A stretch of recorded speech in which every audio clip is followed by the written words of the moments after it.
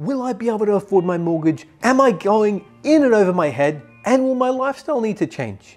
Watching this video until the end will show you whether or not you can comfortably afford your home loan and how you can set up your training wheels so you know 100% that you're good to go before making the plunge. So keep watching. How do you know if you can afford your mortgage? There are two main ratios that we look at which will tell you exactly whether you're biting off more than what you can chew. The first one is your income to debt and your second one is your servicing ratio.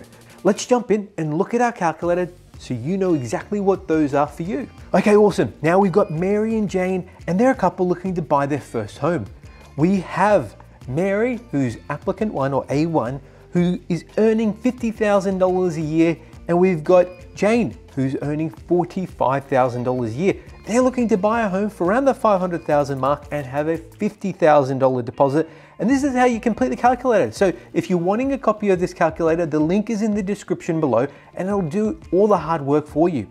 Now, looking at the first one, their debt to income ratio, and we can see it's 4.74 times their income, which is awesome.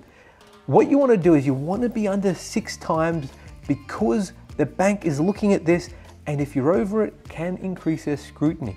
The second one is a debt servicing ratio. We can see here is 27%, and that's a big green tick. So they're in a great position and will definitely not be biting off more than what they can afford. So here's why debt to income and debt servicing ratios are so important. Firstly, if we look at your debt to income ratio, it's a metric the banks use. For many lenders, they'll be unable to help once you're over 6 or 7 times. For others, it means they'll increase the roadblocks to get your applications approved big time. So knowing this means it's best to stay under it, as it'll help you get your home loan approved nice and easily. And remember to stick around because in our next step, we're going to show you how to set up your mortgage on training wheels so you can feel 100% and know you'll be able to afford your home loan before you get it. Secondly, your debt to servicing ratio is really important for you personally, as it'll indicate how much of your income will go towards your mortgage.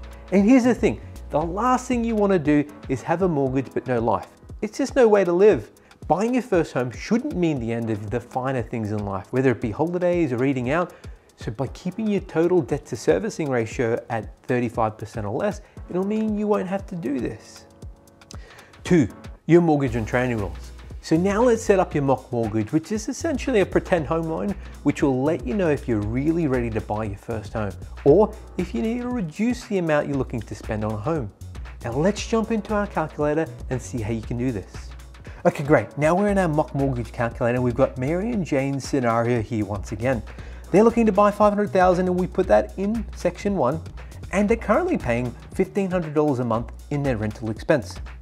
Now, this next section where we say the rough interest rate of your mortgage, I recommend a 7% interest rate. Over the last 40 years, this is what the average Australian has paid for their mortgage interest rate. So I popped in 7%. That's what I recommend you to do. And it will really ensure that you're prepared and know 100% you've got this. Now, Mary and Jane, to set up their mock mortgage, will now look to put $1,827 away per month into a savings account. They're not going to touch it, and by doing so, they'll have created their mock mortgage. Pretty simple, right? And if you're wanting a copy of this calculator, links in the description. Now, within the first 3 months, you'll know whether or not you've passed this test. And here are 3 signs to know if you've done this. Firstly, have you had to make a massive change to your lifestyle? Secondly, are you strapped for cash? And thirdly, are you dreading continuing your mock mortgage? If you're struggling, I suggest you stick with this for at least 6 months. And at this point, you'll need to either reassess how much you're looking to purchase on a property or consider future changes. So if you're about to get a new job or a promotion, it could mean things won't be as tight as they are now. 3, the importance of preparation. You're about to embark on a 30-year journey, and by taking another 3 or 6 months time to know you got this is probably one of the smartest things you can do. It's because property's a long game. The people who make money are those who keep and hold.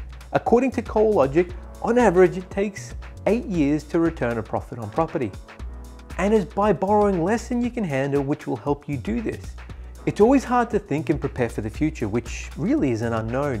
but it's by preparing for the worst and hoping for the best, which will give you the edge, so you know when you're put to the test, you'll be able to hold on to your home rather than having to sell and forego your losses. So there you have it. Now it's over to you. Are you living in Australia and looking for a mortgage broker? Here at Hunter Galloway, we can help. Simply reach out and visit us online on huntergalloway.com.au. Thanks for watching, and I'll see you next time.